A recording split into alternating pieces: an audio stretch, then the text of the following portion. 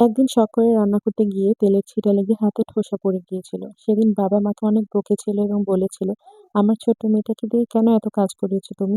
সেদিনের পর থেকে মা আর কোনোদিন আমাকে দিয়ে কিছু করতে বলতো না। ঘরের ছোট মেয়ে হওয়ার কারণে মা এমনিতেও আমাকে দিয়ে তেমন কিছু করাতো না। আমার একমাত্র কাজ ছিল স্কুল, কলেজ এবং ভার্সিটিতে যাওয়া। কিন্তু আজ তাদের এই ছোট মেয়েটা নিজ সংসারের সমস্ত কাজ একা হাতে সামলাচ্ছে এবং ২ টি যমজ বাচ্চাকেও মানুষ করছে। আসলে মেয়েরা নিজের মা-বাবার ঘরে থাকতে তখন মনে হয় নিজের সংসার মনে করে না।